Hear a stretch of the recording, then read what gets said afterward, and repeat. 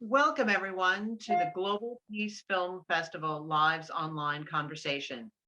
Please join me, Kelly Devine, the Artistic Director, and Nina Strike, the Executive Director, in welcoming Elizabeth Horn, the filmmaker with whom we're going to discuss her upcoming film that will be shown at Rollins College campus April 7th at 7 p.m. in Bush Auditorium. We're really looking forward to diving into a conversation with her. And the name of her film is In Our Own Hands. And now let's welcome Elizabeth to the conversation. Welcome, Elizabeth. It's really good to see you and to talk to you here. Let's start out by tell us about the film. So In Our Own Hands, I actually started thinking about making the film almost 10 years ago. And it was in response to the changes that I was seeing in the way that we managed health in this country. Being a Silicon Valley girl, as I call myself, I know that most of the major changes we've seen in some of the practices that we are engaged in every day, like communication and certainly the creative arts, are changed dramatically by the introduction of new technologies. So about the time that I started thinking about making the film was when the direct-to-consumer testing for genomics with 23andMe was introduced, followed by a whole host of other direct-to-consumer genomics. And the Nike Fuel Band came out. So suddenly everyone was counting their steps. And what I realized was, for the first time, people, patients, and families of patients were able to actually begin to collect the data necessary to try to understand their own health, and if they had an illness, to understand what was out of balance with their body that might be causing the symptoms that they were seeing. And the film started out as an endeavor to describe my own experience with my daughter and autism spectrum disorder.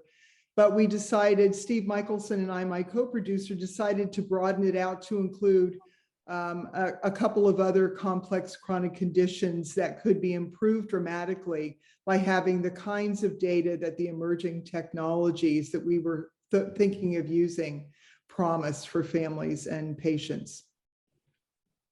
Well, and so Elizabeth, you hinted at your own health journey with your child, but in terms of deciding to make a film and approach the subject, could you tell us a little bit about what attracted you to making a film about it and taking the approach that you did? Sure. Before I began my long journey with autism, I was a filmmaker, and I have always understood the power of film, the importance of narrative, the importance of storytelling, particularly around complex issues where oftentimes seeing the other side or seeing the middle of the road is impossible for people because they don't have the direct experience. So when my daughter was diagnosed with autism and I began down a very difficult road, one of my first impulses was, I need to make a film about this so other families don't have to go through what I've just gone through. And I kind of kept that idea in my head for many years before I came upon the thesis that I thought would be the most powerful in terms of providing the kinds of tools that families need to change the narrative around autism and other complex chronic conditions. Well, and as you delved into the subject, going beyond your own experience, were there any things that were particularly surprising or that made you change your approach to the story in any way? I think we changed our approach to the story many times, because suddenly everything started happening around the ideas of personalized medicine and precision medicine and individualized medicine, largely because the need on the chronic disease front in terms of the way healthcare is delivered in this country is so extraordinarily great. 75 cents of every dollar spent on health is spent on someone with a complex chronic condition. And our mainstream medical personnel are great at acute, but I think everyone would admit that complex chronic conditions, particularly those that prove to be mystifying, like autism or ALS or Parkinson's or chronic fatigue syndrome, hard patients are difficult for physicians and clinicians to adopt because there are no easy answers.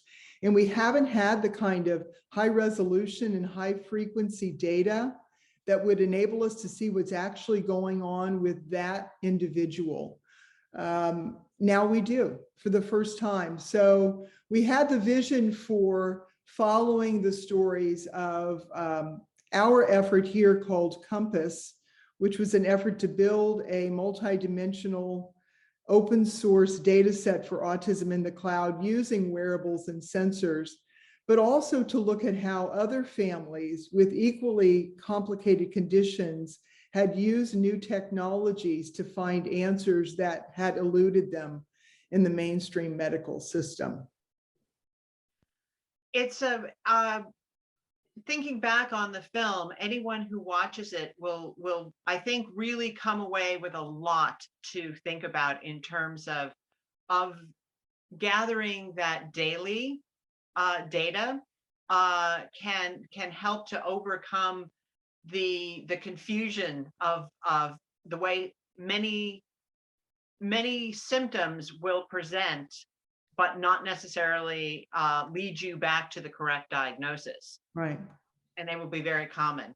And one thing that I, if you wouldn't mind kind of digging into, because it kind of speaks to what the mission of Global Peace Film Festival is, which is about inspiring people to take positive action in their community, to go beyond themselves.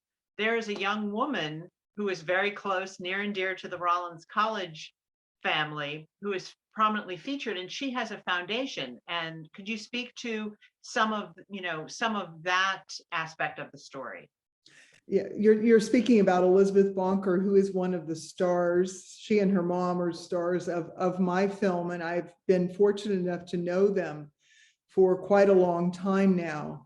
And I think that the impact that they're trying to make relates to the people who are diagnosed with an autism spectrum disorder, who also have a comorbid motor condition, which makes it impossible for them or difficult for them to speak. So Elizabeth Bonker, like so many other non-speaking or minimally verbal kids with autism, and the numbers are in the millions now of people who have this problem, classically were considered intellectually disabled because they couldn't talk. Many of the kids now who are typing talk about being labeled as retarded, and they were never really taught anything. So Elizabeth Bonker's effort is about making sure that this population and the families and care teams around them understand that what you actually have are very smart people like Elizabeth, who are locked inside uncooperative bodies.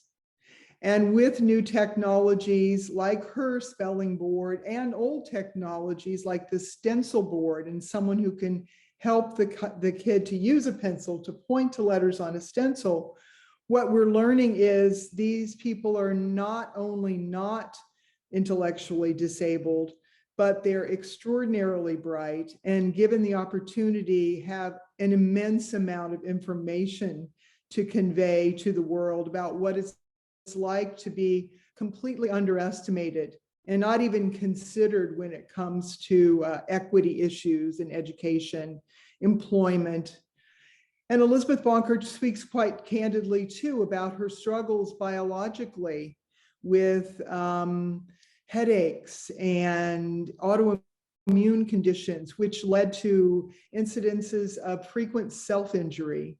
Her mom speaks in the film heartbreakingly about what it was like to have a daughter who slammed her knee into her face every 40 seconds all day long, and having to lay across her body at night to help her daughter to go to sleep. An extremely brave and courageous thing to do, because most mainstream media people don't want to hear those stories.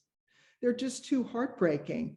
The great thing about Elizabeth Bonker is she got the help she needed to figure out what she could do to change that biology and to help to get that anxiety under control. And her story is triumphant with her graduation from Rollins valedictorian and starting a foundation to help elucidate not only how we can help people who can't speak, but what we can do to help them to speak, because there are underlying biological issues that no one has ever been able to figure out that yet, that we're hoping with the kind of data gathering we're talking about will be one of the answers that comes out of the kind of work that we're all doing collectively to find answers for autism. So share with us the name of her foundation, first of all. Also tell us what's next for you and how people watching this can support both the film and Elizabeth's foundation. Her foundation is called Communication for All, and the 4 is a number, not the word, and literally just launching, I think, with the film debut and with the meeting at Rollins College, she's launching this, which is such extraordinary effort on her part. She's also a lyricist, and I think she has an album coming out. So all sorts of ways to increase awareness that not only are these kids in there, but they're, as I said, remarkable human beings with so much to offer. So I'm helping her with some of the mission of her group and other groups like hers. There are so many families with these kinds of kids now, unfortunately, so many families that need that kind of help. And as far as I'm concerned, the vision we outlined in Our Own Hands is the vision that we've adopted for my foundation, 2M Foundation. And we've created a venture fund to help fund the ecosystem of products and services that are necessary for people with these sorts of complex conditions to get the digital tools, educational tools, communication tools that they might need. We've also founded a venture studio where we're creating prototypes of things like a digital letterboard that will automatically capture the session with a child who's pointing to letters on a stencil. Will track what's going on with his eyes to prove that it is indeed the person who's pointing to the letters who's communicating and not the person who's holding the board, which is still a point of controversy in the space. We're doing a startup too around quantifying what autism is, and we're coming up with a kit for parents that they can do immediately upon diagnosis to start to capture some of the data that we talk about in the film in order to better understand exactly what's going on with your child that could be corrected. So epigenetic versus genetic things that we can do around diet and exercise and supplements and CBD. There are so many new things coming out all the time, but you still need to understand what's going on with you or your child in order to develop a treatment trajectory that will be effective. And then you can also take that data and share it with other families, with researchers, with your clinician. But it is truly taking that treatment path into your own hands for the first time, rather than waiting 8 months to get your first doctor visit and seeing your doctor maybe every 6 months. You can actively collect data on a daily basis to inform the management and care of your child. No one's ever developed anything like that before, and that's what we're doing here in my foundation for my own daughter. And it's been a remarkable journey as well. Well, Elizabeth, thank you so much for sharing this. And I'm certain anyone listening to this conversation is going to look forward to the opportunity to see your film. And again, that first opportunity comes April 7th at 7 p.m.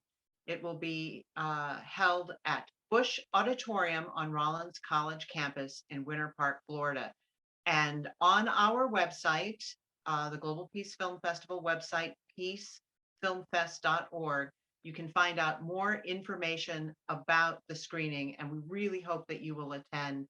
And that thank you again, Elizabeth, and we will tune in for our next Glow. Thank you so much. Take care.